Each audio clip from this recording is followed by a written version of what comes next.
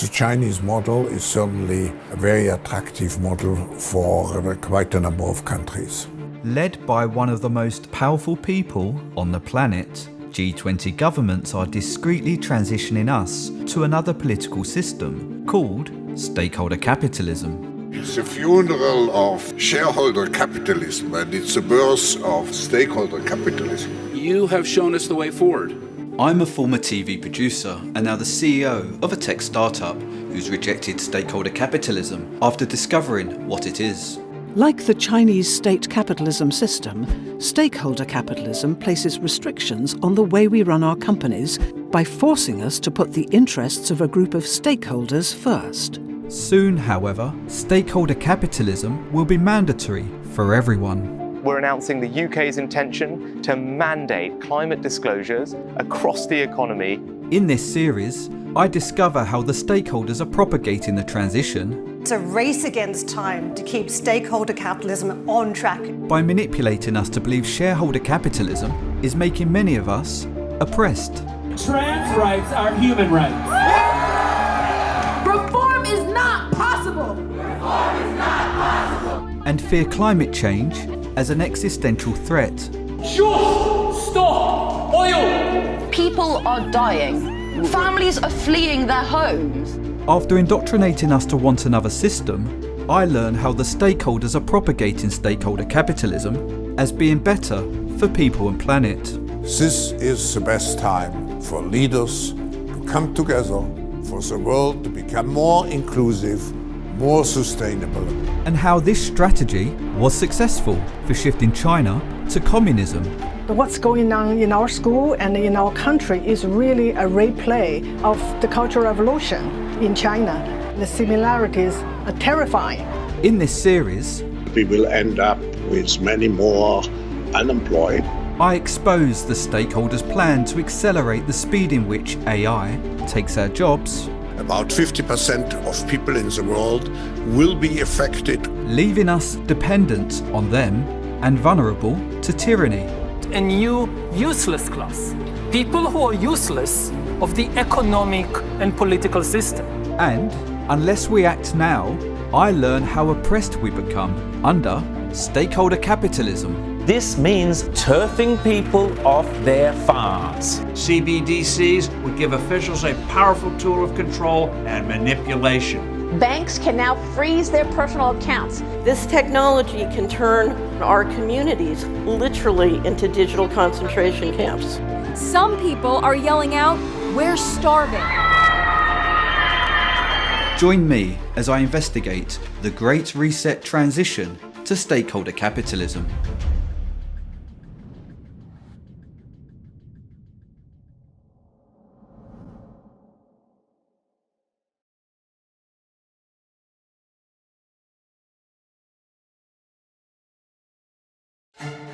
History is truly at a turning point. We do not yet know the full extent and the systemic and structural changes which will happen. However, we do know that global energy systems, food systems and supply chains will be deeply affected. This is Klaus Schwab. He's the executive chairman of the World Economic Forum, an exclusive organization for the world's most influential people. Around 1/3 of the members are CEOs of multinational companies, 1/3 are leaders of international organizations and governments, and 1/3 are from civil society, forming a truly multi-stakeholder community. His members include powerful heads of state, from Joe Biden and Rishi Sunak to the President of the People's Republic of China. We are working closely together with governments from around the world, including all G20 countries. This is a meeting of major world leaders who are deciding the future of the planet. 50 years ago, this German economist launched the World Economic Forum with a mission to transition the world to another political system called stakeholder capitalism. In 1970, as a young professor at the University of Geneva, I pioneered the stakeholder concept. arguing that business should not serve only its shareholders, but all those who have a stake in the destiny of the company. As a consequence, I created the forum as a not-for-profit foundation. Despite support from influential politicians and royals, Klaus Schwab has been unsuccessful in enacting stakeholder capitalism, but his network has since grown. Over the last 50 years, I have further developed the stakeholder concept into a global business citizenship. Klaus Schwab has now become one of the most powerful people on the planet, enabling him to finally fulfill his mission. Today, the concept of stakeholder capitalism is finally becoming mainstream.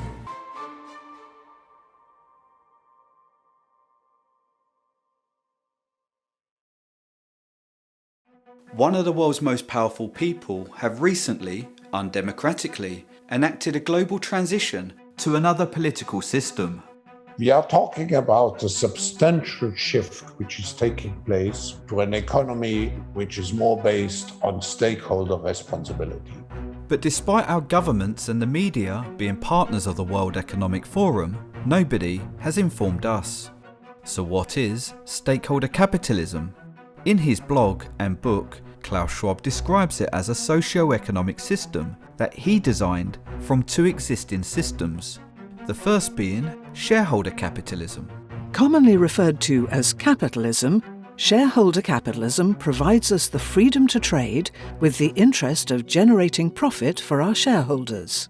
The second system is state capitalism. Adopted by communist countries, state capitalism imposes restrictions on companies' freedom to trade by forcing them to put the government's interests first. In his book entitled Stakeholder Capitalism, Klaus Schwab explains, from a system of shareholder capitalism, which prevailed in the West in the past 50 years, and a system of state capitalism that gained prominence in Asia and is centred on the primacy of the state, we should move to a system of stakeholder capitalism.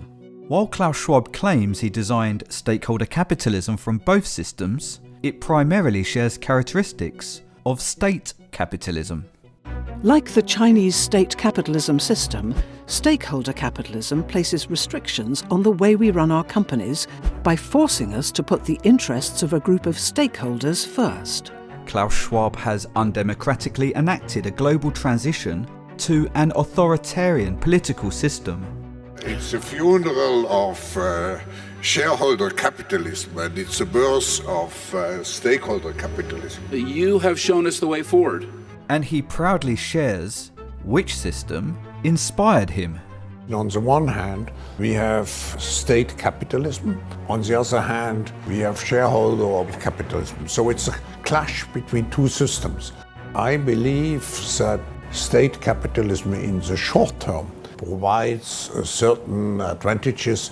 Instead of the state taking control, stakeholder capitalism provides authority to a conglomerate of World Economic Forum elite members who call themselves stakeholders. These stakeholders run large organisations, defined by Klaus Schwab as governments, NGOs, companies and international organisations such as the United Nations and the European Union. If I look at our stakeholders, we have business, of course, then we have politics, we have partnerships with many governments around the world, we have NGOs, media, of course. Stakeholder capitalism provides the World Economic Forum stakeholders and their executive chairman with an unprecedented amount of control.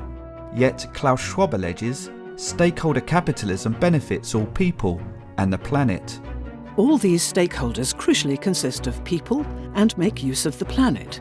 It is no surprise then that they should want to optimise the well-being of all of us as well as that of the environment.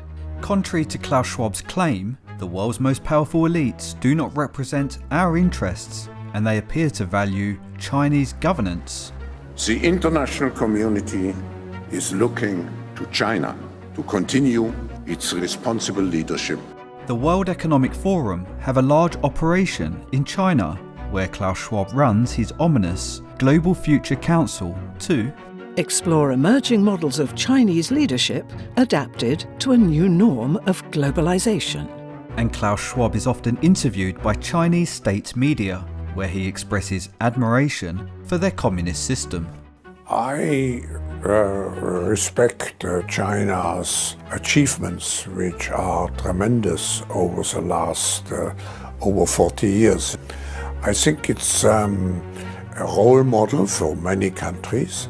The Chinese model is certainly a very attractive model for quite a number of countries. Klaus Schwab has also built a close rapport with the General Secretary of the Chinese Communist Party. It is my distinct honor and great privilege to introduce His Excellency Xi Jinping.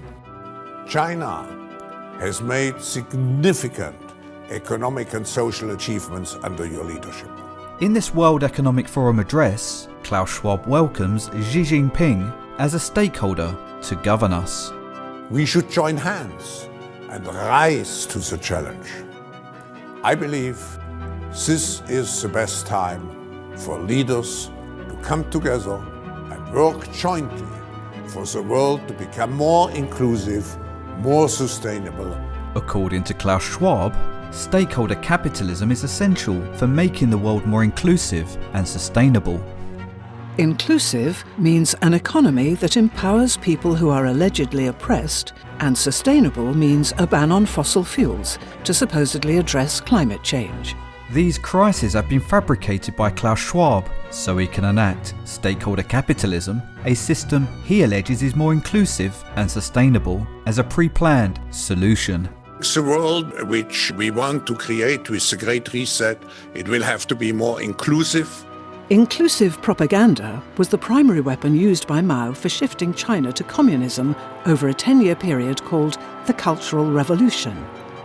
Originating from a Marx and Engels idea, Mao indoctrinated young working-class Chinese to believe they were oppressed by the capitalists, encouraging them to rise up and overturn capitalism in favor of a system that he alleged was more inclusive.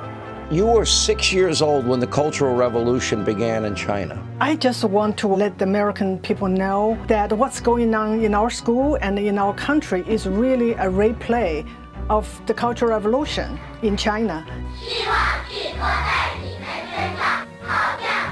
Klaus Schwab and his stakeholders are disseminating Marxist inclusive propaganda to encourage us to rise up and demand a shift to stakeholder capitalism. Reform is not possible. Reform is not possible. We need to defund. We need to defund. I want people to see there's similarities, and the similarities are terrifying. Instead of targeting the working class, Klaus Schwab and his stakeholders are indoctrinating our younger generation to believe minority groups across race, sexuality and gender are oppressed by our capitalist system. I feel guilty that I've not done anything vocally to help the people who are oppressed, and they've been oppressed for so long. My youngest looks very white, so they would look at her and say, "You are an oppressor." Marxist ideas such as critical race theory and gender identity are being propagated throughout education institutions. Books like these are now part of the curriculum, encouraging young people to join social justice movements that are designed to drive a shift to a system that Klaus Schwab alleges is more inclusive. This one is A is for activist. Each letter promotes a different form of protest. N is for no, no, no, no. We have the power! We have the power! Make some noise if you think that trans rights are human rights. We have seen the signs of anger on the streets, so we have to create a stronger inclusiveness. In the next episode about propaganda, I investigate how Klaus Schwab's personally trained activists and self-acclaimed Marxists who founded Black Lives Matter have been fueling growing national unrest. And I explore the stakeholders' gender identity policies that are indoctrinating us to believe we can be born into the wrong body. I'm sure there are still people who are skeptical about this transformation. They have to trust that the era will be inclusive for them. While we need to do better to address all forms of discrimination, Marxist ideas lead to extreme oppression. And finally, more sustainable, because the next crisis is already waiting for us around the corner, and it is the climate crisis. By indoctrinating us to fear climate change, Klaus Schwab's sustainable propaganda is also making us want stakeholder capitalism. No! Stop it! Climate activists glued their hands to sports cars. I got kids to feed! We demand at this year's World Economic Forum immediately and completely divest from fossil fuels. We want this done now. His poster child and fearmonger for his climate change propaganda is Greta Thunberg. We are less than 12 years away from not being able to undo our mistakes. And Klaus Schwab's solution to the alleged climate crisis. It's the decarbonization of the economy to protect us against let's say, an environmental virus. The decarbonisation of the economy is Klaus Schwab's net zero policy. We must accelerate its transition to net zero, which means banning everything that emits carbon. The main solution is so simple that even a small child can understand it. We have to stop the emissions of greenhouse gases. This includes our use of diesel and petrol vehicles, as well as travelling by plane. We must change almost everything in our current societies. Currently being enforced by Klaus Schwab's politician stakeholders, net zero removes our freedom to travel and imposes Orwellian restrictions on our lives. It was all very jolly, laughing along as the police held Greta for the photographers. If the police arrest someone for protesting, they don't typically stop for photos, unless it's a propaganda stunt. They all got the shots they wanted before the police then walked her away. It's theatre, climate theatre. I want you to panic. I want you to feel the fear I feel every day. Sustainable propaganda is designed to make us fear climate change, so we actively demand a ban on fossil fuels. Are you more concerned about the protection of a painting or the protection of our planet and people? And it's working. Many of us are going to extreme lengths to demand Orwellian restrictions on our freedom to travel. Menschen frieren. Menschen sterben. Wir sind in einer Klimakatastrophe. Private jet emissions quadruple for a week each year due to the stakeholders flying to the World Economic Forum's headquarters in Davos to set climate change policies, emitting as much CO2 as 350,000 average cars. You seem to be joining the establishment, not fighting them anymore. You're not one of them. One of who? What, the people in the private jets and the helicopters flying in here to tell us how to live our lives? The point being, you have to condemn all of them equally, otherwise it's hypocrisy, right? While our freedom erodes, the stakeholders reserve unrestricted freedom to travel in their private jets by purchasing carbon credits, which they claim offsets their carbon emissions. A more sustainable way of doing business that values all stakeholders. We must forget about net zero. We need real zero.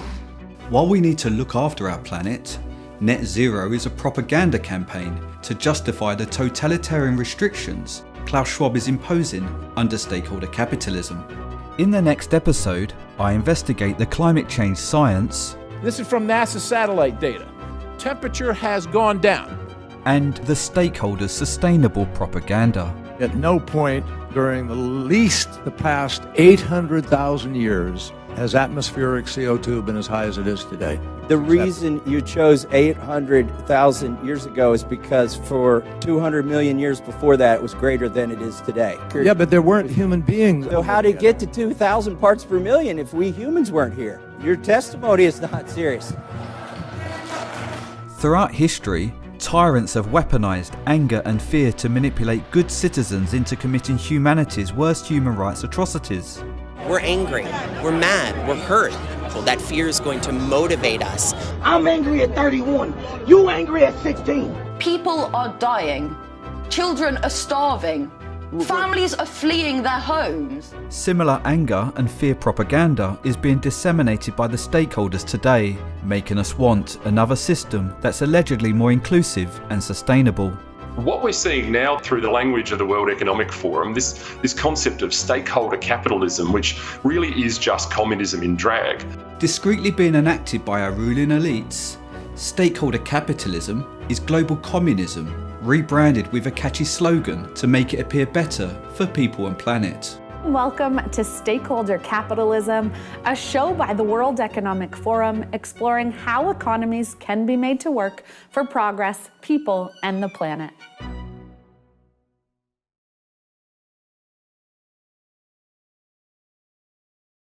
The stakeholder concept, and particularly the ESGs, are a very important part of getting business involved. To force us to adopt stakeholder capitalism and make it appear more inclusive and sustainable, Klaus Schwab has launched a corporate credit score called ESG. E stands for environment. In this section, we receive a good score for complying with Klaus Schwab's climate change restrictions.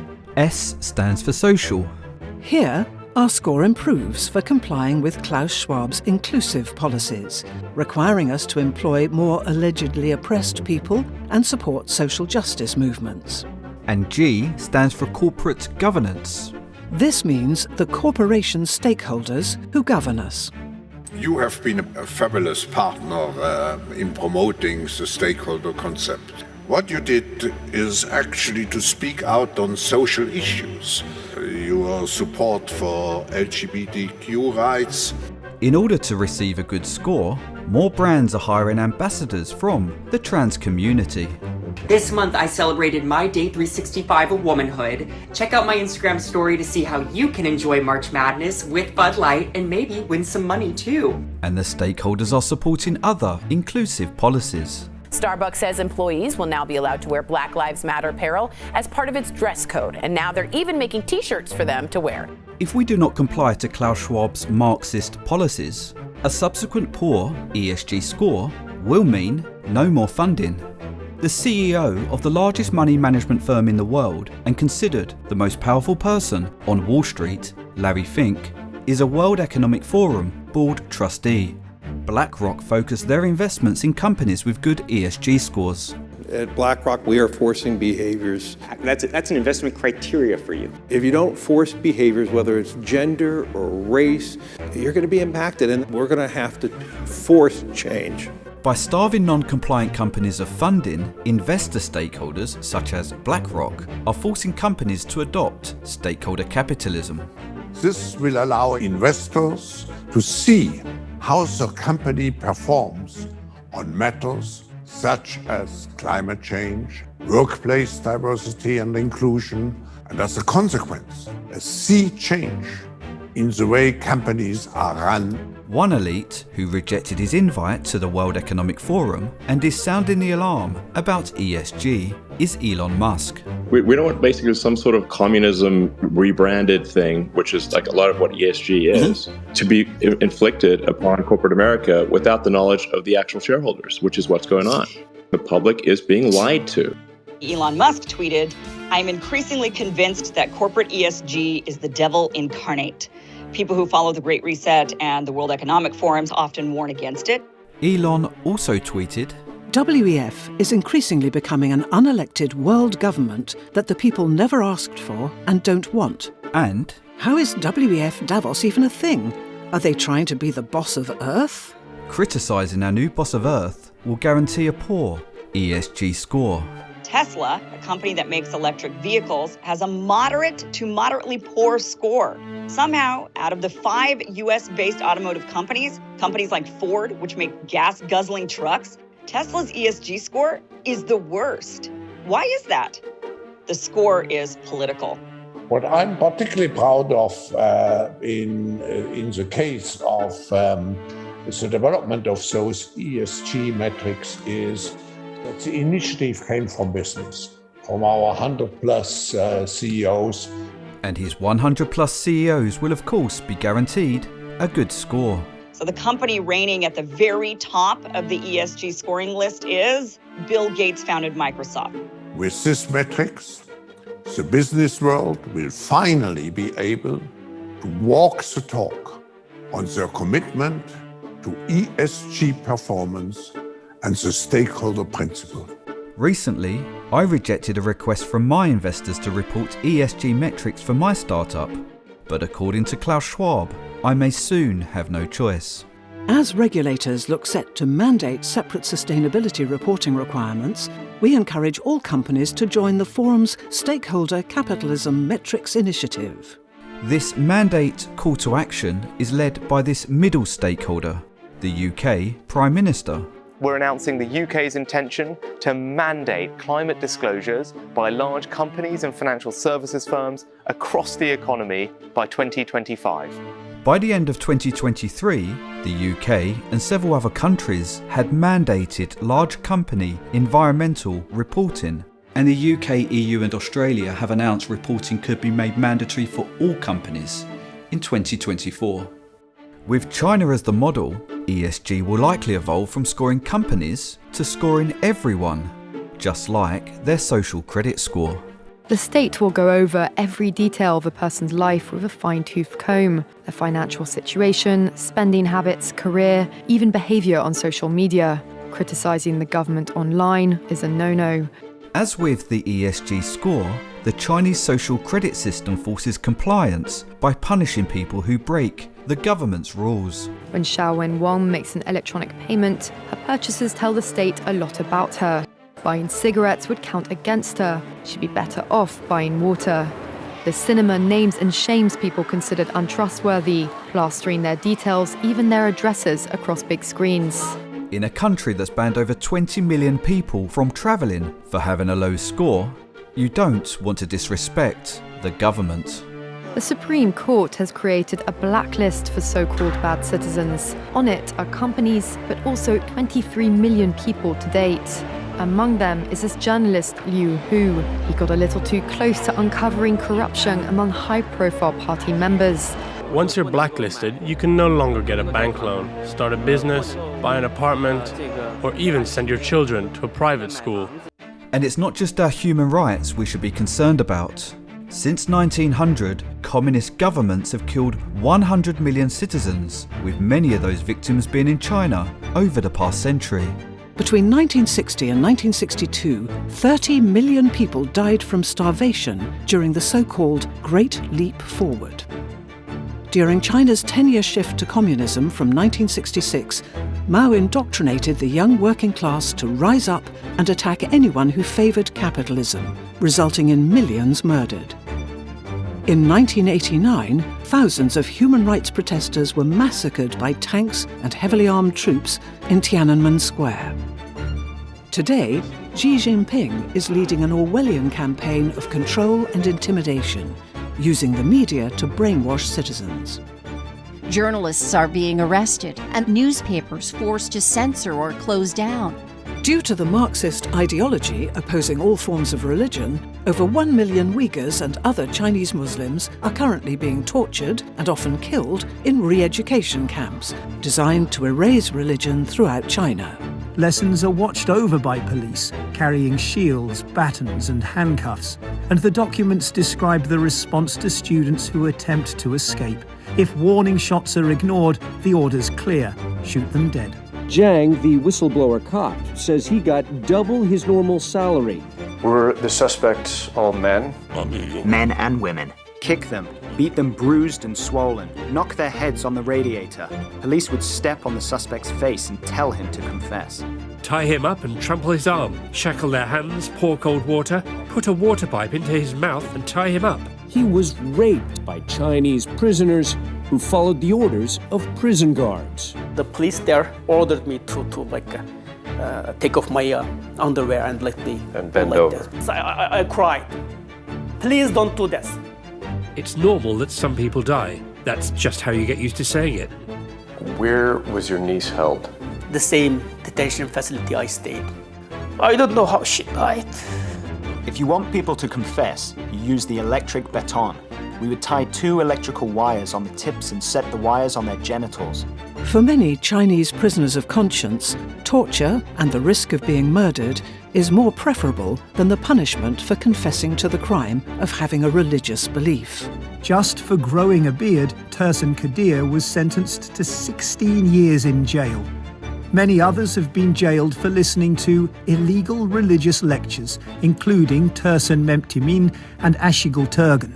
The documents don't say whether their daughters have been sent, like so many others, to the state-run boarding schools built alongside the camps. He insists he can forgive the men who jailed and tortured him. I don't hate them, because all of them victim of that system. Modelled upon that system, Klaus Schwab has enacted a global transition to stakeholder capitalism. Today is a milestone in implementing the stakeholder principle into the management of companies. A system that provides the stakeholders with a terrifying amount of control. It's a burst of taking care of all the different stakeholders. You need to commit to stakeholder capitalism. You need to commit to being net zero. By starving us of funding and mandating ESG, Klaus Schwab is forcing us to adopt stakeholder capitalism.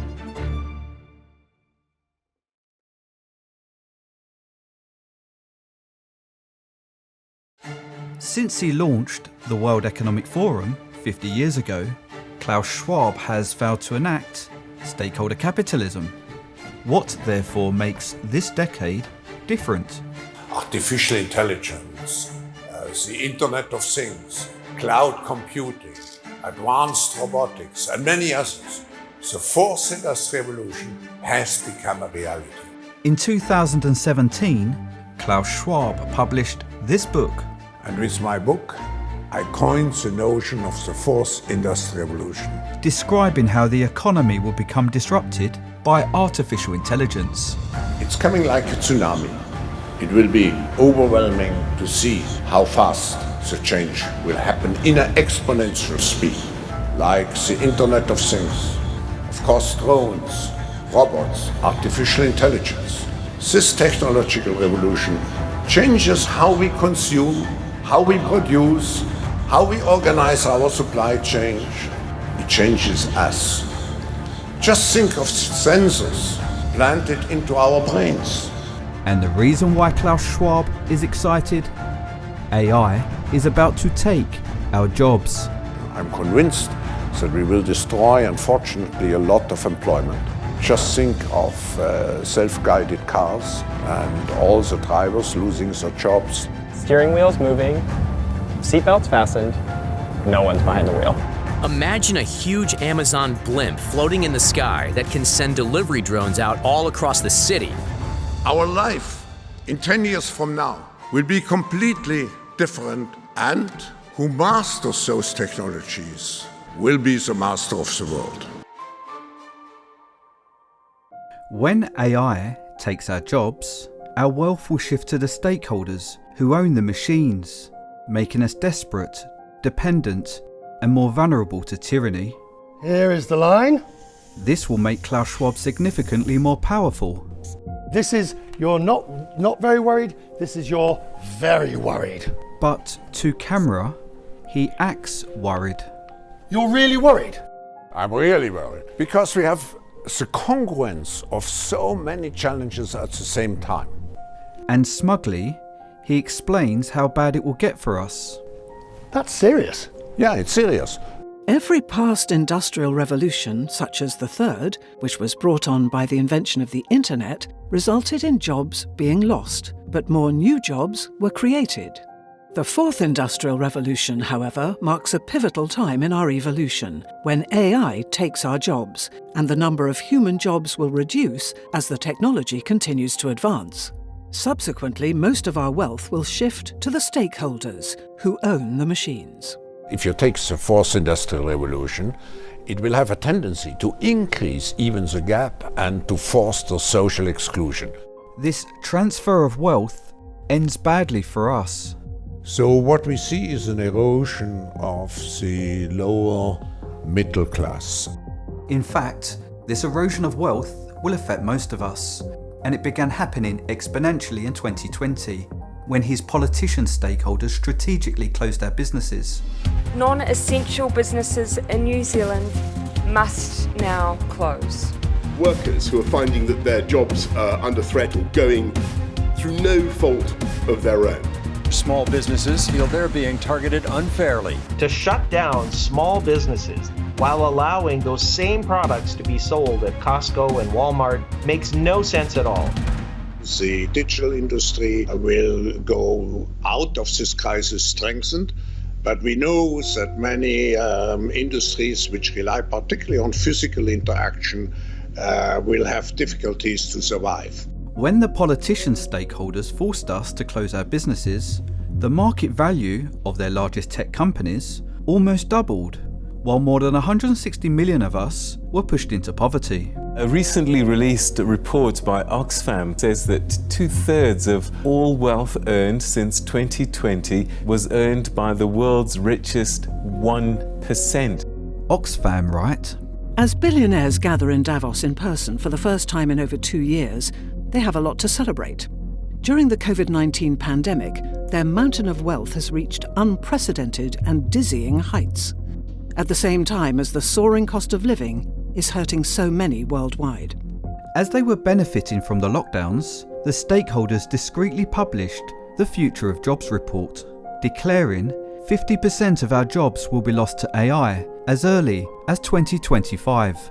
The COVID-19 pandemic-induced lockdowns and related global recession of 2020 have created a highly uncertain outlook for the labour market and accelerated the arrival of the future of work. By 2025, 85 million jobs may be displaced.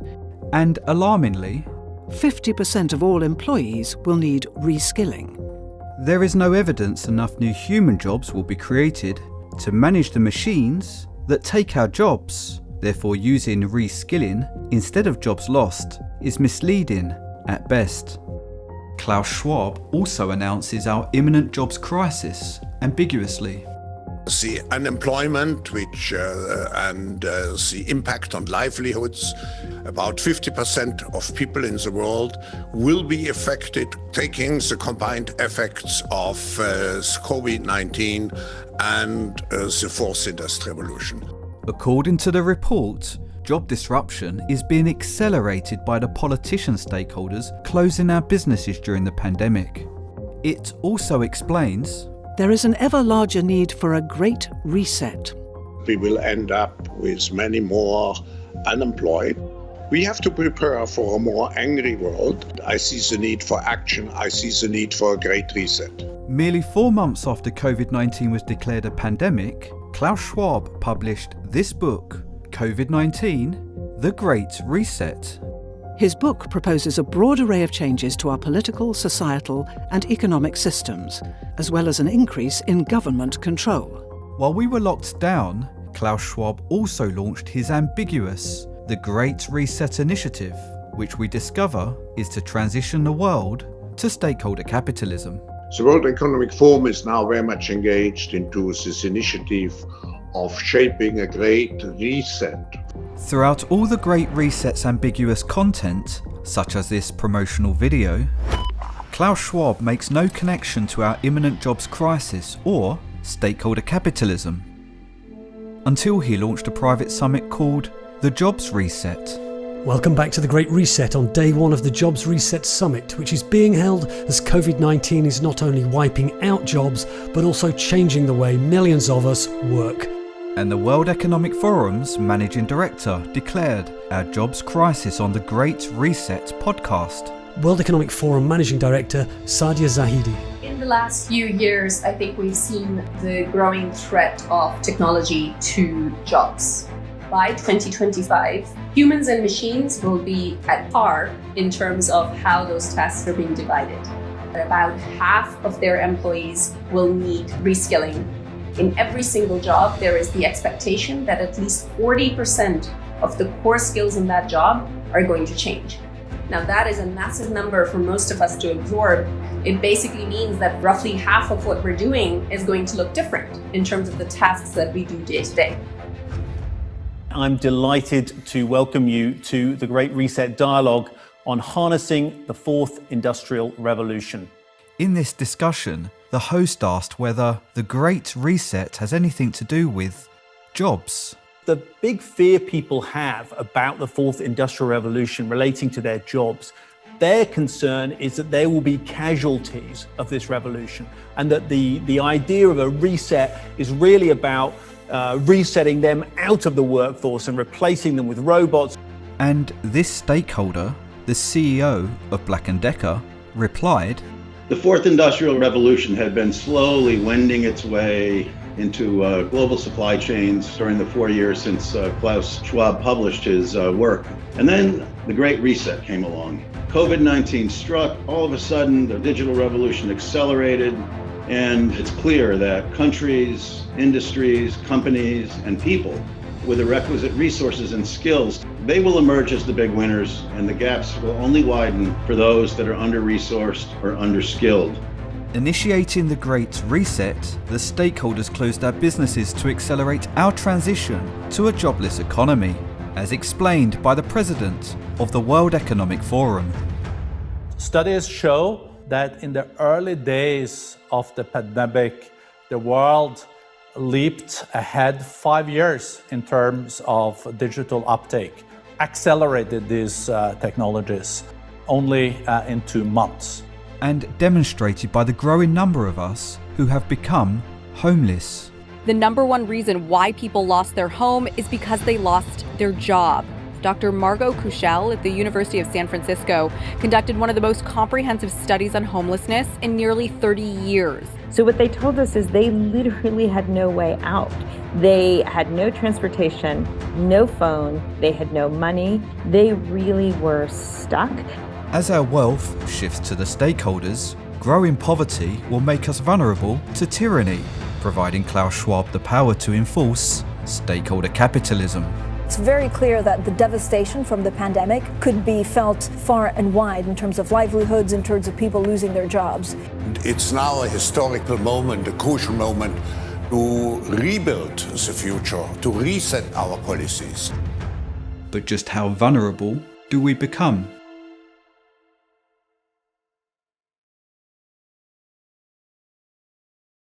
Capitalism, as we have known it, is dead.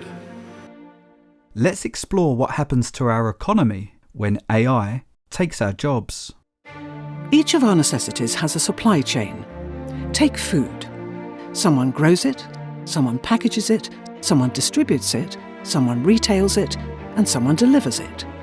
At each step, people are paid for their contribution towards getting it to our dinner tables, and our salaries are spent back in the supply chains on various goods and services to ensure we get everything we need. Money rotates to create a healthy economy. This system that we call capitalism incentivizes us to work across the supply chains, enabling us all to have everything we need for living within a civilized society. In the fourth industrial revolution, however, our jobs increasingly become replaced by AI, leading to most of us losing our salaries. All the money that would have gone into our pockets will shift to the elites, who own the machines, causing the wealth gap to widen at an exponential pace. With less money moving around the economy and our companies finding it harder to compete, more businesses will begin to make redundancies, thus exacerbating the problem. This compound effect will cause the economy to shrink until it finally collapses. And that's not the worst part. In most countries, we have benefit or welfare systems to provide people who are unable to work with a financial safety net. These benefit or welfare pots of money are financed by the tax that's paid by people who work. But when fewer people work, less tax is paid, and the benefit and welfare pots shrink. Consequently, there's not enough money to support the growing number of unemployed. This results in a relatively small number of companies owning most of the wealth, and much of the population experiencing third world levels of poverty. As far as I can see, our economy will crash when AI takes most of our jobs, forcing us naturally to rethink our economic systems. Klaus Schwab figured this out and devised a plan to accelerate our transition to the fourth industrial revolution, a jobless economy with widespread poverty, empowering him to accomplish a mission he's worked towards his entire life. The message from 2020 should be abundantly clear. Capitalism, as we know it, is dead.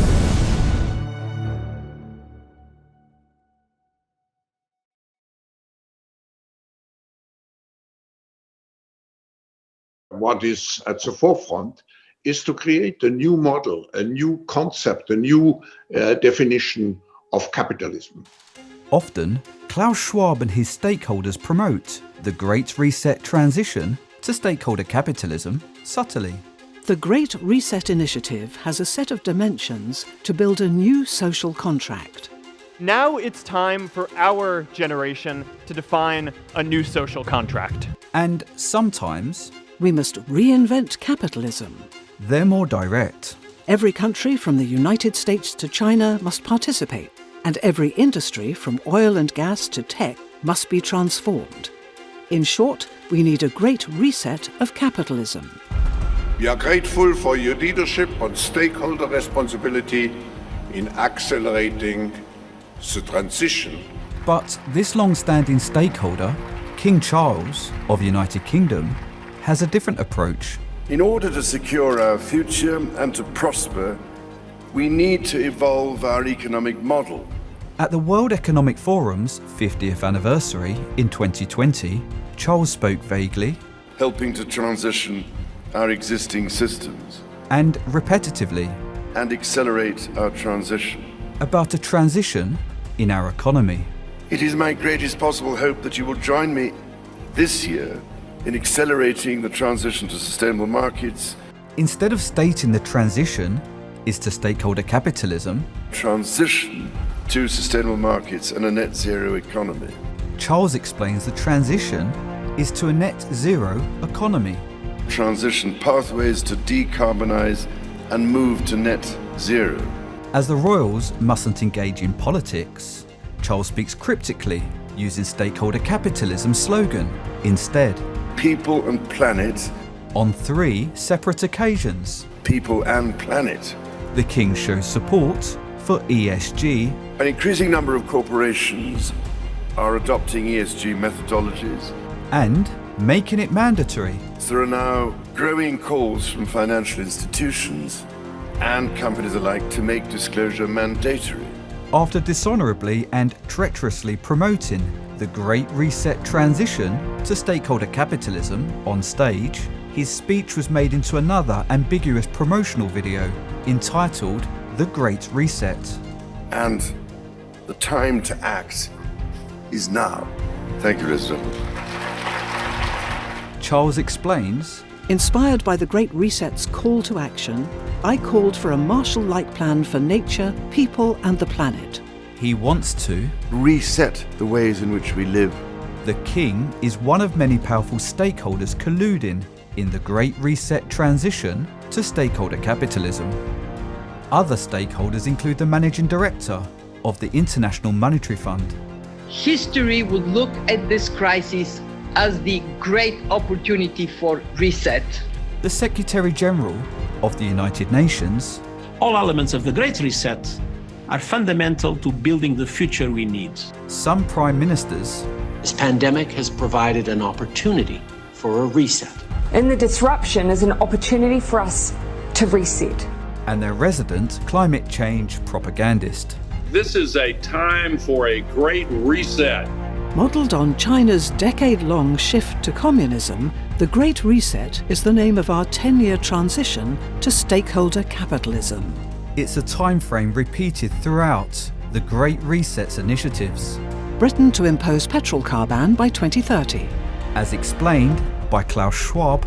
A social contract to transform our world by 2030. And confirmed by the King himself.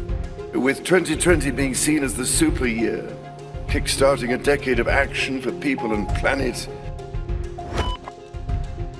With our decade of action for people and planet, as Charles puts it, becoming achieved by 2030, we're over 1/3 of our transition to full stakeholder capitalism. By ordering us to close our businesses, the stakeholders created a recession that's accelerating the speed in which machines take our jobs and our wealth shifts to them. After 50 disappointing years of supporting Klaus Schwab's vision of transitioning the world to stakeholder capitalism, the Great Reset now provides Charles some hope. Nearly 50 years of trying to champion this cause, I cannot help feeling that finally we are ready to change our trajectory. And After 50 years of failing, Klaus Schwab's lifelong vision is finally coming to fruition. I imagine the conversations back then, in the context of the 70s and the 80s, were freer markets, trade, liberalisation. I assume that was your agenda.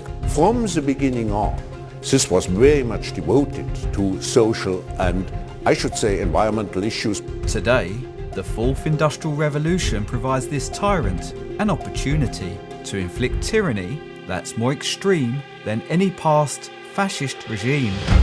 If you know enough biology and you have enough computing power and data, you can know my personality type, my political views, my sexual preferences, my mental weaknesses, my deepest fears and hopes. And you can do that not just to me, but to everyone. Now, in the past, many tyrants and governments wanted to do it, but nobody had enough computing power and data to hack millions of people. Neither the Gestapo nor the KGB could do it. But soon, at least some corporations and governments will be able to systematically hack all the people. The stakeholders will have the advantage of weaponizing artificial intelligence to enforce compliance. Today, the newest bot in blue was sent out to its first crime scene. Meet DigiDog, the newest member of the NYPD's Technical Assistance Response Unit. There are an estimated more than 300 million surveillance cameras in China. Many of the surveillance cameras in use in China now are equipped with facial recognition, which simply gives the authorities the ability to track who specifically has gone to which precise location. In some early indoctrination centres, neurosensors are fitted into headbands to measure the children's level of concentration. This 5th grader, whom we caught dozing off in class, told us his parents punish him for low attention scores. Classrooms have robots that analyze students' health and engagement levels. Students wear uniforms with chips that track their locations. There are even surveillance cameras that monitor how often students yawn during classes. The government has poured billions of dollars into the project. COVID became an opportunity to harness technology for inflicting cruelty, keeping the Chinese population locked down for nearly 3 years. This community is in total lockdown now. Stay in your room. Do not open the window and sing. Control your soul's desire for freedom. Some citizens in the authoritarian nation are losing it, defying the lockdown by screaming from their apartment windows into the night. It's straight out of a dystopian sci-fi movie. Some people are yelling out, "We're starving." To explain the consequence of AI being weaponized against us, Klaus Schwab invited his philosopher stakeholder to the stage. If this power falls into the hands of a 21st century Stalin, the result will be the worst totalitarian regime in human history, and we already have a number of applicants for the job of 21st century Stalin.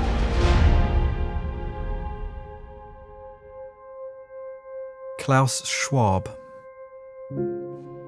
He's hailed as a harmless hero, but is more like a dangerous dictator of our jobless new world. To build back better, we must reinvent capitalism. In 2020, the World Economic Forum released a slogan for the Great Reset. So that's what this summit is all about. It's leveraging this crisis and build back better. This is only the beginning of how we think about building back better. A true recovery from COVID-19 will not be about putting things back together the way they were. We need to build back better, to reset. Building back better is about much more than corporate social responsibility. It's about reinventing capitalism itself. Klaus Schwab designed the Build Back Better slogan to encourage us to support the Great Reset, an evil plan to acquire most of our wealth and leave us at their mercy. From Hollywood to Venice Beach, scenes from what could be a disaster movie. Officials here last counted more than 66,000 experiencing homelessness in January 2020. But that was before the pandemic struck and hundreds of thousands of Angelenos lost their jobs. Since then, our partners on NBCLA's investigative team have captured these images showing a situation spiraling out of control. Tents taking over intersections, stretches of the iconic Venice boardwalk now resembling a refugee camp. It's a reality no one is comfortable with. This is my home. I just can't understand how a country would allow people to live like this. As more tents go up every day. You may have heard about the Great Reset. Well, that's the agenda of the global elites who want to remake capitalism in their image. Now, the advocates for the Great Reset use phrases like build back better. And if you listen closely enough, you'll hear political leaders all over the world parrot that mantra. It's hardly a coincidence. When leaders of the free world, who are supposed to represent the interests of their citizens, publicly collude in the Great Reset of capitalism, the vast extent of the corruption becomes blindingly obvious. We're gonna build back better our democracy and restore humanity. We're gonna Build back better. building back better. Build back better. Build back better. Build back better. Build it back better.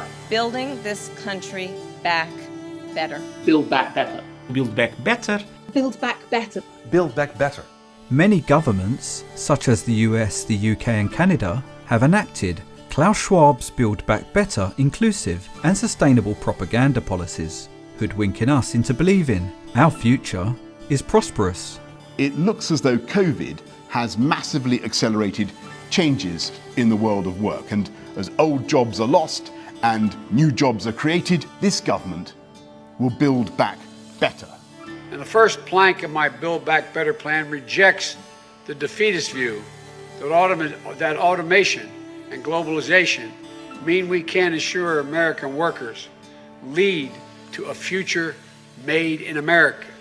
Because we can only build back better if we lean on one another. So thank you to all of our entrepreneurs across the country for everything you do for our communities. When I say climate change, what do you think of? I think of jobs. Green jobs. Green jobs. Build back better.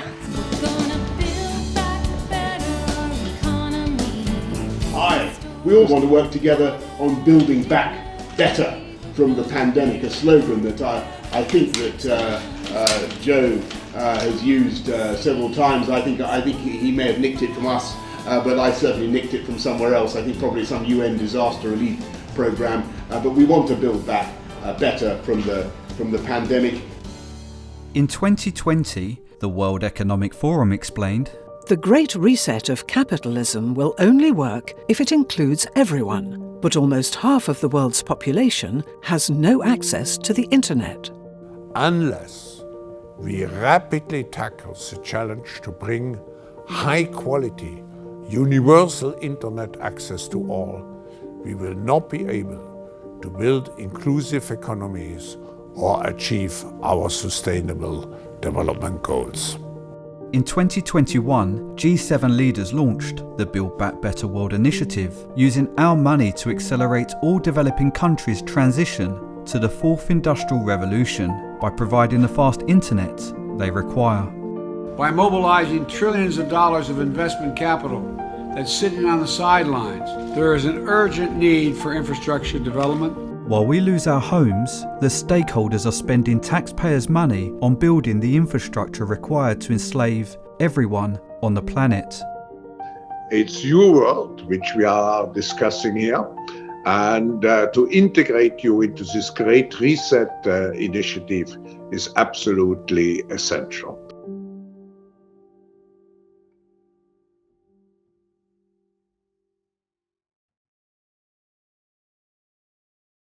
There are some people who claim we are now in a deglobalizing world, but actually, I would say we have to re-globalize this world. How did someone with an ambition to transition the entire world to a Chinese communist system get all governments and influential organizations to carry out his plan? When I mention now names like Mrs. Merkel, even Vladimir Putin and so on, they all have been young global leaders of the World Economic Forum. Since he founded the World Economic Forum, Klaus Schwab has been targeting ambitious young professionals and educating them within his Young Global Leaders program to become ambassadors for stakeholder capitalism. By harnessing his powerful network throughout the deep state, Klaus Schwab then places them into positions of power. He explains, "We integrate YGLs into processes that allow them to have a real impact on global affairs." One YGL Klaus Schwab is particularly proud of is the Prime Minister of Canada, Justin Trudeau. He was asked which country he most admired and referred to China. There's a level of admiration I actually have for China. Their basic dictatorship is allowing them to actually turn their economy around on a dime and say we need to go green as fast as we need to start investing in solar. What we are very proud of now is the young generation, like Prime Minister Trudeau, President of Argentina and so on, is that we penetrate the cabinets. Once he penetrates the cabinets, Klaus Schwab's young global leaders are required to inform and influence decision-making and mobilise transformation, with an unsurprising mission to shape a more inclusive and sustainable future. So yesterday I was at a reception for Prime Minister Trudeau, and I know that half of this cabinet, or even more, are actually young global leaders of the World Economic Forum. And it's true in France now. I'm here with the President. Here are the heads of all G20 countries propagating the Stakeholder Capitalism slogan at their 2021 annual meeting. Recent years, you've had Vladimir Putin, you've had Xi Jinping, President of France, the Chancellor of Germany, leaders from all over the world. To get these leaders, do you have to call them and say you're personally invited? No, usually the presence is the result of longer friendship in certain cases. For example, Mrs. Merkel. There was a young member from Eastern Germany appointed to the cabinet as environmental minister, and we made her a young global leader. And I could go on and on. And his young global leaders are dominating other sectors. As Klaus Schwab explains, they are CEOs of Fortune 500 corporations, in royal houses, in leading NGOs and national non-profits, public figures in civil society, sports personalities, and more. Here are some young global leaders who are executives at Virgin, Dell, Microsoft, Blackstone, JP Morgan, General Electric, Reuters, EMI Music, Ben & Jerry's, Ford, Siemens, Puma, Motorola, Yahoo, Sony Pictures, Amazon, Hyundai, Avon, Estée Lauder, Barclays, Lehman Brothers, Hewlett-Packard, eBay, Goldman Sachs, McDonald's, Alibaba, Google, Nestle, Viacom, Salesforce, Skype, Nokia, Avis, Expedia, McKinsey, YouTube, TikTok, Facebook and Meta, OpenAI, BlackRock, Pfizer, Wikipedia, Black Lives Matter, PayPal, Uber Eats, and more. After indoctrinating CEOs and ambitious young politicians, Klaus Schwab has captured most governmental, non-governmental, and Fortune 500 organizations.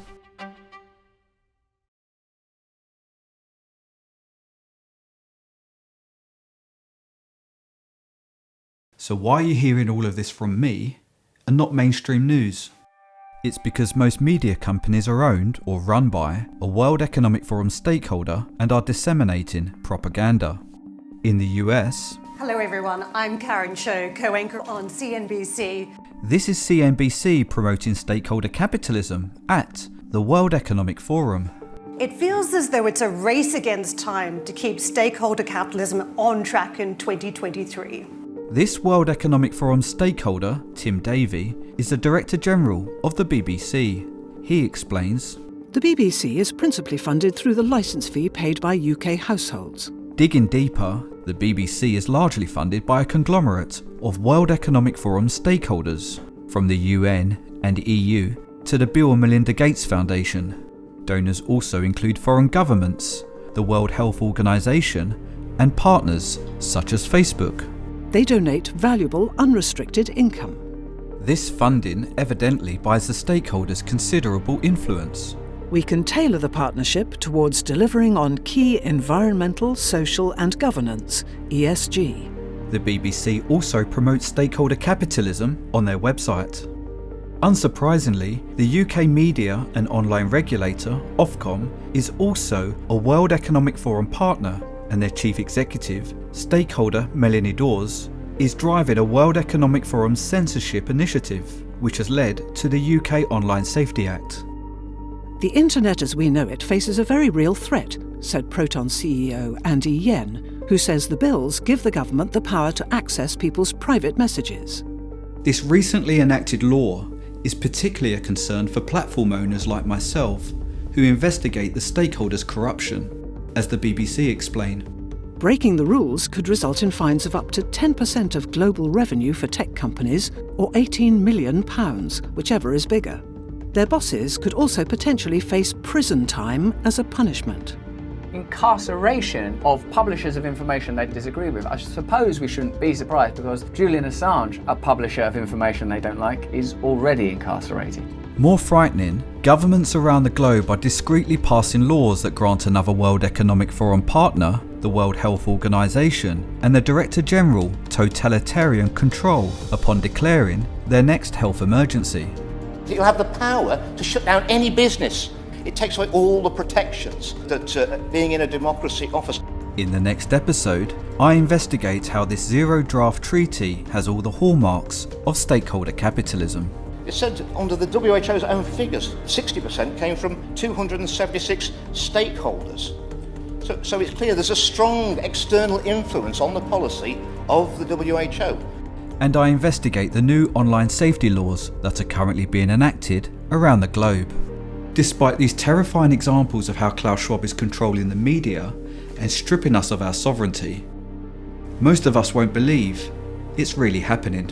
We have all been subjected to the most powerful, coordinated, globally harmonized, military-grade propaganda campaign in the history of the Western world. Over the past few years, we have been indoctrinated to believe a false narrative that has been scripted by the stakeholders and propagated by the media. Whenever someone like myself promotes a counter-narrative, we have been conditioned to automatically dismiss it as a dangerous, right-wing conspiracy theory. By definition, these are highly refined psychological warfare tools that were deployed on the entire population. After watching irrefutable evidence of our ruling elites transitioning us undemocratically to an authoritarian system, which of these three options describes how you feel? I'm concerned about our human rights. Something suspicious is happening. It's a dangerous conspiracy theory. If you are anything but extremely concerned about our human rights and future, Klaus Schwab and his stakeholders have changed the way you think. We need to address this issue of changing our mindset. Indoctrination is caused by the repetition of information. Once we believe something, there is no evidence that can persuade us otherwise. Those of us who lean towards the indoctrinated end of this scale cannot accept our ruling elites are colluding in the great reset of capitalism. That's, what is it? I can't remember what their word is, but it's something communism. It's communism, that is. This is the Mayor of Glastonbury Town in the UK. With stakeholder capitalism set to transform businesses and the lives of everyone in her community, I invited Indra and her 15 councillors to watch this documentary with me. Only 4 councillors bothered to show up, and this was the Mayor's reaction after she saw it.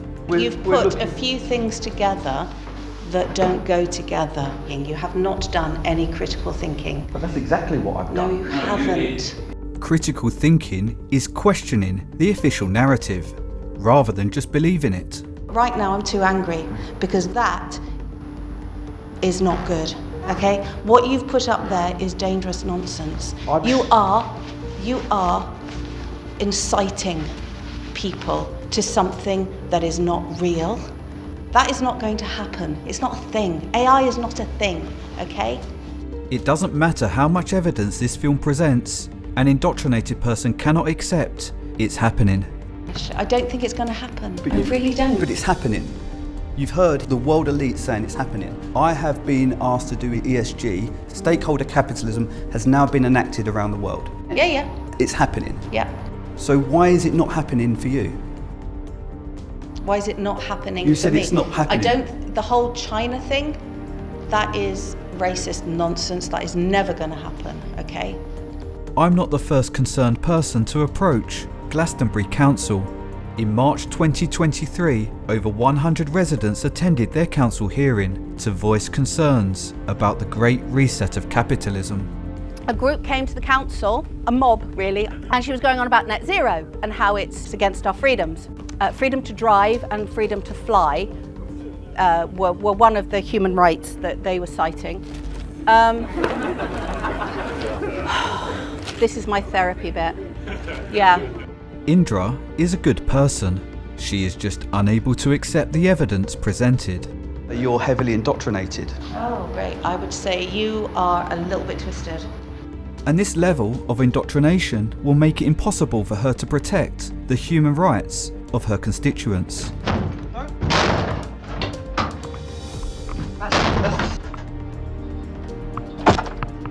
What you're doing is dangerous nonsense, and you know it. The stakeholders' propaganda is so sophisticated, they have manipulated us to believe exposing their corruption is dangerous. But who precisely is it dangerous for? Sharing evidence of the stakeholders colluding in the Great Reset of capitalism is only dangerous for them. This is your future. If you've got any children, this is their future too. To regain control of our governments, we can work from the bottom up by ensuring our local councils are not indoctrinated by the one thing that really is dangerous: the far left ideology. People need you to be able to step up and fight for them. Do what? Well, first of all, not run away and tell everyone that it's all rubbish. It's happening. We are transitioning to stakeholder capitalism. Communism thrives by indoctrinating us to believe the restrictions are for our safety and to improve society. This is how the Chinese feel about their social credit system. I think being ranked is a good thing. A society has to have rules. It forces us to be well behaved. This is how the Chinese feel about publicly shaming fellow citizens who report government corruption. It's a matter of principle. Those people have to be condemned. Those people aren't honest, so they have to pay the price. And this is how the Chinese feel about their government monitoring their children's brains. We spoke to parents who were unclear about where the data ended up, and they didn't seem to care too much. Over the past few years, we've also been indoctrinated to believe the lockdowns, mandates, exclusions, cancels, and censors are all for our safety. Some fear we're already witnessing worst-case scenarios. With their climate change propaganda now in full swing, we must just stop oil! We are moving towards a world with Orwellian restrictions on our freedom to travel, one that benefits the stakeholders who own the machines. You will use an app like Uber, but not anymore to call some driver, but automatically guided car, a self-driven car. I had a discussion with the mayor of Los Angeles, who told me in 2030 Los Angeles will be private car-driven free. And this will allow to transform highways into parks and other public spheres. Or another bet which I would make with you. The further we transition to stakeholder capitalism, and the more indoctrinated we become, the harder it will be to restore democracy.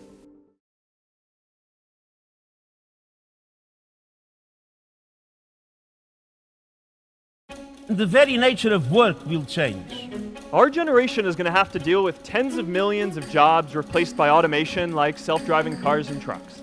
In this series, I investigate the stakeholders' plan to financially support us when our wealth shifts to them and our welfare systems break. Governments may have to consider universal basic income. We should explore ideas like universal basic income. How our universal basic income will be funded. People like me should pay for it. And a lot of you are going to do really well, and you should too. How much they'll give us. Multinational enterprises will be subject to a minimum 15% tax rate. And in which currency it will be paid. Central bank digital currencies, CBDCs, could be a digital version of money. It would be issued directly by a central bank. As the stakeholders can't give 8 billion of us their money, the central bank will have absolute control. They will need to ensure they get it back by restricting us to purchasing food and leasing homes exclusively from them. By programming CBDC for what kind of use this money can be utilized, for example, for food. Similar to how a coupon works. So this programmability can help government agencies to precisely target their support. In this series, I explore how a programmable CBDC would also enable the stakeholders to control our behaviour. CBDCs would give officials a powerful tool of control and manipulation. By cutting access to our money for travelling outside of our towns, CBDC could be used to enforce climate change restrictions. This technology can turn our communities literally into digital concentration camps. Justin Trudeau being accused of tyranny. If the propaganda has made you unaware, they've done this to us already. Banks can now freeze their personal accounts, the accounts of anyone linked to the Freedom Convoy. Banks have already started to freeze the accounts of people involved in the protests. Starve off or choke off access to money, which of course has now been funding this. They locked up your trucking accounts. That's right, and then also we have another business and they locked that account up too. Unbelievable. Wow. And they didn't just freeze their money, they froze the bank accounts of people that were donating money. Yeah.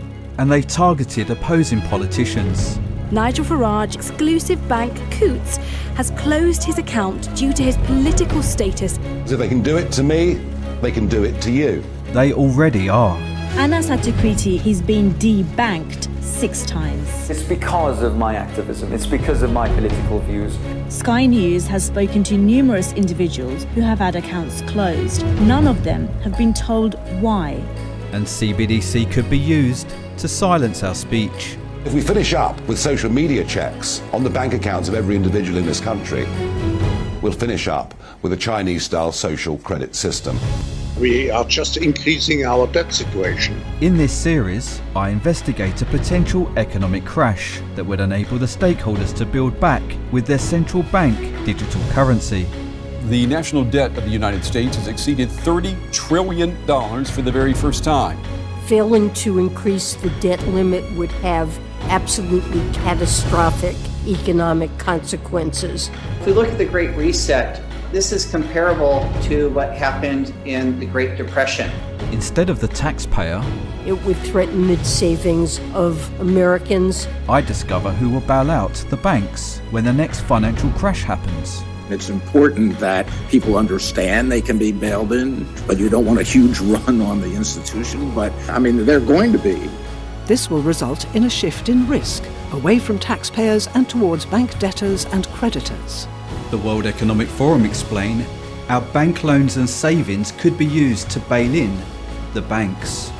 I almost think you'd scare the public if you put this out. Like, why are they telling me this? Should I be concerned about my bank? If and when we do have to have that announcement on Friday night, ideally Friday night, that people are in a position to receive it, understand it. For us to purchase food with our universal basic income from them, the stakeholders must own the food supply chain. Bill Gates became the largest individual owner of farmland. In this series, I explore what they aim to feed us. GMO wheat, every piece of corn I've ever eaten is GMO corn. So these are things that billions of years of using these products have been done.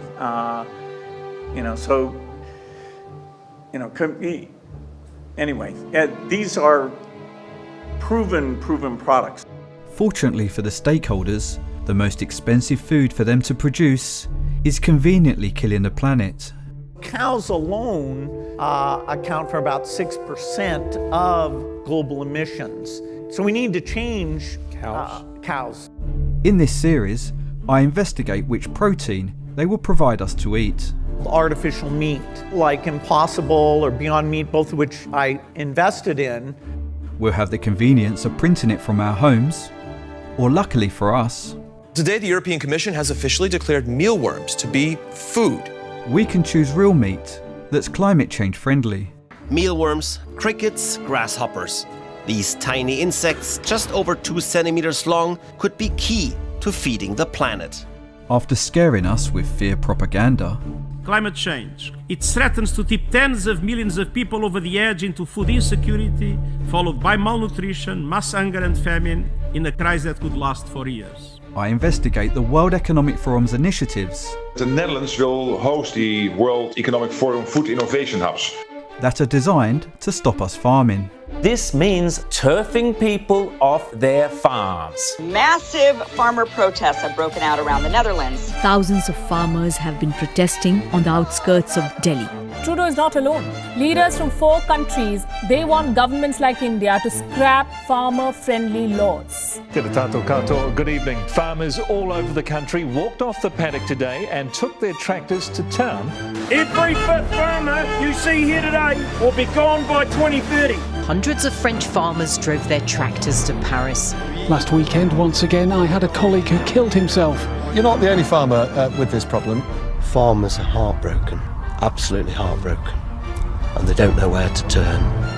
Thousands of farmers from southeast Mercia. Well, from all over Ireland, we have no option. We are not paying carbon tax. Hundreds of farmers have driven their tractors into the centre of Belgium's capital. Thousands of farmers from across Germany descended on the city. When we all have to go, where does the food come from? To house us when their machines take our jobs, they will also need to own enough family homes.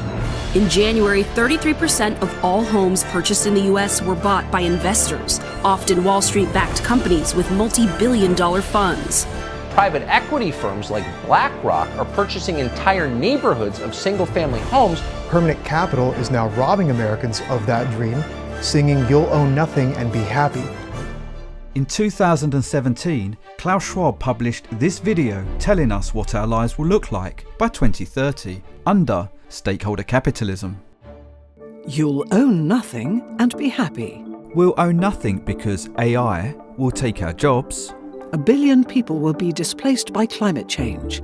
Under the guise of climate change, smart cities will house the unemployed, so the stakeholders can easily govern us. There will be a global price on carbon. This will help make fossil fuels history. A carbon tax will restrict most of us from travelling, so Klaus Schwab has designed cities with everything we need within a 15-minute walk. Whatever you want, you'll rent, and it'll be delivered by drone. And you'll eat much less meat. This is because meat is expensive for the stakeholders to feed our growing unemployed. The US won't be the leading superpower. That will be China. We'll have to do a better job at welcoming and integrating refugees. And by the time we reach full stakeholder capitalism, Klaus Schwab warns, Western values will have been tested to the breaking point. In the next episode, I explore all Klaus Schwab's agendas and on behalf of the World Economic Forum and the Bill and Melinda Gates Foundation, I'd like to extend a very warm welcome. I investigate the stakeholders' involvement in the lead up to the pandemic, which was essential for launching the Great Reset. Essentially, all people are susceptible. It could lead to a severe pandemic, an outbreak that circles the globe and affects people everywhere. I also learn how the stakeholders funded the development of a highly contagious coronavirus in a Wuhan lab. Gain-of-function research was done entirely in the Wuhan Institute and was funded by the NIH. You do not know what you are talking about, quite frankly, and I want to say that officially. You do not know what you are talking about. They took animal viruses that only occur in animals and they increased their transmissibility to humans. And you're dancing around this because you're trying to obscure responsibility for 4 million people dying around the world from a pandemic. Anybody is lying here, Senator. It is you. We basically canceled the whole Chinese civilization pre-communism.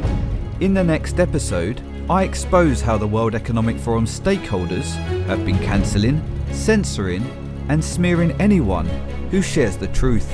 It's an immediate leap into a terrifying mechanism that we only see in totalitarian societies.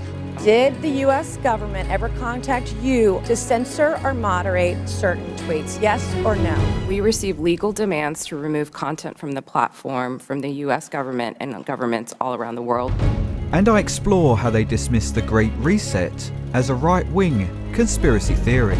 The conspiracy theories are coming fast and furious. Can you explain how the Great Reset conspiracy started? Next time, I further investigate Klaus Schwab's Marxist and climate change propaganda that he claims is for the world to become more inclusive, more sustainable. And I explore who funds our governments when we lose our jobs and less tax is paid. Governments will be incentivised to act in the large companies' interest. As well as our new social class the stakeholders expect the fourth industrial revolution will create. Those who fail in the struggle against irrelevance would constitute a new useless class. People who are useless from the viewpoint of the economic and political system. We are moving from a world more or less dominated by one superpower into a patchwork of a multi-power world, with one superpower, one competing superpower. With China becoming the leading superpower, have the stakeholders partnered to build a one-world government, enabling them to live extravagantly, while we, the so-called useless class, live oppressed and in poverty. The East-West divides. We risk what I've called the great fracture, tectonic drift that would create two different sets of trade rules, two dominant currencies, two internets, and two conflicting strategies on artificial intelligence. This is the last thing we need. We are just over 1/3 of the Great Reset transition to stakeholder capitalism, and we've already experienced a pandemic, a significant transfer of our wealth, lockdowns, the closure of our businesses, anarchy, a cost of living crisis, a gender identity crisis, recession, 2 wars. All these challenges are interlinked, and they are piling up like cars in a chain reaction crash. And we still have the challenge of fighting their climate tyranny. London's Lord Mayor launched a doomsday clock warning that we only have 6 years and 24 days to save ourselves from terrible global warming. The stakeholders even have the audacity to launch a clock that counts down the time until we reach full stakeholder capitalism. King Charles helped turn on a climate clock, counting down the seconds to 2030. Politicians are increasingly imposing authoritarian restrictions on the population. They're making us less free, they're making us less prosperous. And our darkest days are yet to come. We are nowhere near ready for the pandemics to come. Especially the disease X, it's attracting a lot of attention. According to the World Economic Forum's recent cybersecurity report, a far-reaching, catastrophic cyber event is at least somewhat likely in the next 2 years. Next time, I investigate potential economic disruption from a cyber attack, as well as other threats Klaus Schwab is warning about. Because there will be certainly what we call the black swans, the unpleasant surprises which will come. But it doesn't need to be this way.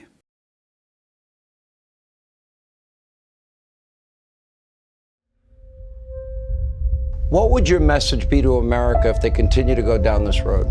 I just want people to know that the freedom is fragile and we can lose it any time if we don't defend it. Around the world, many influential people are fighting for our freedom. Within parliaments, we will continue to fight for freedom, democracy, and the rule of law. We will not shut up, and we will not stop. Some of the world's brightest awake minds have formed an alliance. Our vision for ARC is to build a community of people of courage and strength who will quite literally rebuild the foundations of our nations. We believe there is a better story, and it is one of optimism that sees a future of abundance and opportunity, one that is rooted in the infinite value of every human being, built on the freedoms of freedom of conscience, freedom of speech, freedom of assembly, and woven together with kindness, faithfulness, gentleness, and self-control by a responsible people.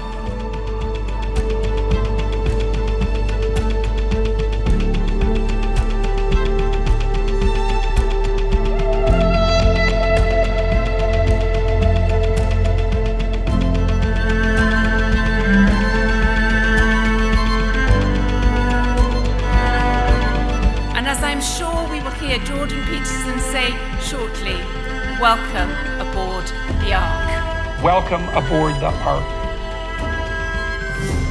And the heroes are not just the courageous people on stage. Millions of us behind the scenes who have taken to the streets, posted online, educated family, and rejected the stakeholders' policies have played a significant role in changing history, as the World Economic Forum explained in their recent The Future of Jobs report. The human-machine frontier has shifted, with businesses introducing automation into their operations at a slower pace than previously anticipated. Today, respondents have revised down their expectations for future automation to predict that 42% of business tasks will be automated by 2027. Compared with the stakeholders' 2020 projections, our activism has postponed the transition by 2 years and reduced the automated tasks by 8%. We are at war with the stakeholders. For them to win, they need to ensure the majority of us remain ignorant of their true agenda and support the transition to net zero. For us to win, we need to help many more of us recognise our ruling elites are transitioning us to communism and collectively say no. They want to impose a curfew on you. Say no. Take the power away from them. Simply say no. Let's speak about the great reset of capitalism more frequently, remembering our silence is more harmful than upsetting someone who's indoctrinated. And instead of arguing the semantics of how many genders there are, let's just explain what it really is. It's just communism. From lockdowns, closing businesses, mask mandates, vaccine passports, cost of living crisis, recession, and name-calling, smearing, cancelling, and censoring, to chemically castrating children and climate change, pandemics, poverty, hunger, and death. It's all just communism, the result of too much centralised power. Just communism. The more we repeat it, the more people will believe it. The one thing the stakeholders fear the most is us coming together and becoming organised. By collectively pushing back, we become a force to be reckoned with. I know that more and more people will step up. That's why we're building a new kind of forum, one that's designed to put us in control. Yellow.Forum is a not-for-profit organisation that pledges these following initiatives. We are driving a campaign to inform journalists about the Great Reset transition to stakeholder capitalism and restore freedom of the press. Please help by tagging or sharing this documentary with mainstream journalists. We will help communities transform councils to ensure local politicians are protecting our freedoms. This bottom-up approach will help us take back control of our governments. We will continue our investigation, provide regular news, and host interactive debate shows. Together, we can design a future that works in our favour. Celebrities and influencers, we understand the threat you face of being smeared and cancelled, but they can't do it to everyone. Be among the first brave heroes to speak up by using the Great Revolution hashtag. Unfortunately, we don't have long.